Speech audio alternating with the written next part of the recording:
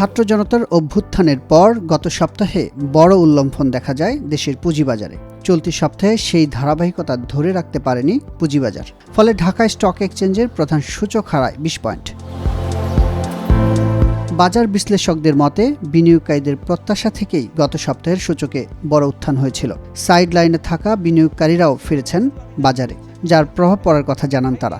মার্কেটটা খারাপ যখন ছিল গত 6 মাসে জানুয়ারি শুরু থেকে 1400 পয়েন্ট মার্কেট পড়ছে এবং ওনারা আসলে ভালো শেয়ারে যারা ইনভেস্ট করতে চাইতো তারা আসলে কোনো সুবিধা পাচ্ছিল না। তারা ফিল করছিল যে যেই সিস্টেমের মধ্যে আমাদের ক্যাপিটাল মার্কেটটা আগাচ্ছে সেই সিস্টেমে আমাদের ভালো স্টকে ইনভেস্টমেন্টটা খুব বেশি ফ্রুটফুল হবে না।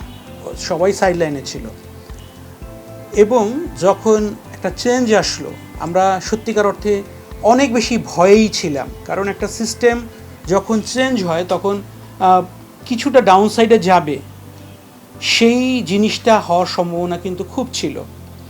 তো আলহামদুলিল্লাহ লোকজনও যারা সাইডলাইনে ছিল তারা ক্যাশটা একেবারে ঠিক সময় ইনভেস্ট করছেন। ইনভেস্ট করে তারা মার্কেটের প্রতি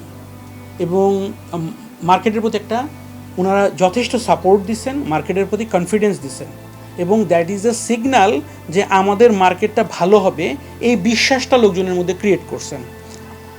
দ্যাট ইজ ওয়েলকামিং। গণ অভ্যুত্থানের পর আমরা দেখি যে ইন্ডেক্স প্রায় 800 পয়েন্টের মধ্যে র্যালি হয়। এই র্যালিটা আমরা লাস্ট কবে দেখেছি এরকম এত শর্ট পিরিয়ডে আমি মনে করতে পারি না। সেটা ম্যাসিভ র্যালি, নো ডাউট। যদিও র্যালিটার মধ্যে আমি বলবো না এটা একদম কমপ্লিট র্যালি ছিল এই সেন্স, এখানে খুব লার্জ ক্যাপ কিছু স্টকের ভূমিকা খুব হাই ছিল। আমরা কিছু দিন দেখছি যে মার্কেট আপ ছিল বেশ সিগনিফিক্যান্ট পয়েন্টে, কিন্তু নাম্বার অফ গেইনারের থেকে নাম্বার অফ লুজার বেশি। কারণ হচ্ছে এই লার্জ ক্যাপ স্টকগুলোর কারণে মনে হয়েছে মার্কেট আপ, নট লাইক যে এভরি স্টক এই সময়টা মুভ করছে তা না, but still 800 point massive rally. আর এটার পরে এই চলতি সপ্তাহে আমরা যেটা দেখলাম যে এখানে প্রায় 150 পয়েন্টের মতো একটা কারেকশন ছিল। তো আমি মনে করি এটা 800 পয়েন্ট র্যালি হওয়ার পরে 150 পয়েন্ট কারেকশন, এটা আসলে not a big deal, not even আপনার 25%, 1/4 তো কারেকশন হয়নি, বা প্রফিট টেকিং কারেকশন যেটা আমরা বলি, এটা খুবই ন্যাচারাল। আর এই যে র্যালিটা হলো আমার কাছে মনে হয় এটা মেইন যে ব্যাপারটা, এটা কনফিডেন্স। চলতি সপ্তাহে ঢাকা স্টক এক্সচেঞ্জ ডিএসইতে লেনদেন হয়েছে 5 কার্যদিবস। এর মধ্যে 2 দিন সূচকের ইতিবাচক প্রবণতার বিপরীতে নেতিবাচক ছিল 3 দিন। সপ্তাহের প্রথম দিন রবিবার ডিএসইএক্স সর্বোচ্চ 92 পয়েন্ট বাড়ার বিপরীতে সোমবার হারায় সর্বোচ্চ 84 পয়েন্ট। এতে সপ্তাহ ব্যবধানে ডিএসইএক্স কমে 20 পয়েন্ট। তবে আগের সপ্তাহের তুলনায় চলতি সপ্তাহে লেনদেনের পরিমাণ বেশ খানিকটা বেড়েছে। গত রবিবার ডিএসইর লেনদেন ছাড়ায় 2000 কোটি টাকার ঘর। সোমবার থেকে বুধবার লেনদেন 1000 কোটি টাকার উপরে হলেও বৃহস্পতিবার লেনদেন নামে 1000 কোটি টাকার নিচে। তবে প্রথম দিন বড় লেনদেনের প্রভাবে সাপ্তাহিক দৈনিক গড় লেনদেন 53% বেড়ে হয় 1282 কোটি টাকা। বিশ্লেষকরা মনে করেন সুশাসন ফিরলে আগামী দিনগুলোতে পুঁজিবাজারে ইতিবাচক প্রভাব পড়বে, তবে বড় ধরনের দরপতনের শঙ্কা বা উত্থানের সম্ভাবনাও দেখছেন না তারা। এই র্যালিটা মানে যে মার্কেট ভালো হয়ে গেল বা এটা অল টাইম ভালো থাকবে সেটা আমাদের ডিপেন্ড করবে যে এই যে আস্থাটা একটা পারসেপশন থেকে, একটা এক্সপেকটেশন থেকে যে নতুন ইন্টারিম গভর্নমেন্ট, এটা আমাদের ইকোনমির অবস্থা, যে গভর্নেন্সের অবস্থা খুব খারাপ ছিল, ওভারঅল ইকোনমির অবস্থা অনেক কিছু খুব রেড ফ্ল্যাগ ছিল, এগুলো তারা কাটায় নিয়ে আসবে, ভালো করবে। তো এই এক্সপেকটেশনটা যখন আমরা দেখব বা মার্কেট দেখবে যে এটা আসলে যে এক্সপেকটেশন ছিল সেই ডিরেকশনে যাচ্ছে, তখন এই র্যালিটা থাকবে বা এটা আমরা কন্টিনিউশন পাবো। কিন্তু যদি এমন হয় এটাতে আশা ভঙ্গ হয়, তখন এই র্যালিটা সাস্টেন করবে না। আর শর্ট টার্মে কিছু কারণে হয়তো র্যালিটা সাস্টেন না ওইভাবে না করতে পারে, কারেকশন হতে পারে, বাট লং হরাইজনে আমি মনে করি মার্কেট নিয়ে আমি আশাবাদী। ইনিশিয়াল ইনভেস্টমেন্ট ফেজটা শেষ হয়ে গেছে, এখন লোকজন আরেকবার নতুন করে কশাস হয়েছেন। আরেকটা জিনিস, এর মাঝে বেশ কিছু পয়েন্ট বেড়েছে, প্রায় 800-900 পয়েন্ট বাড়ার পরে লোকজন ওইখান থেকে কিছু প্রফিটও বুক করছেন। তো যার কারণে ওই চুপসে যাওয়ার ব্যাপারটা চলে আসছে, যে কিছুটা কিন্তু পড়ে গেছে।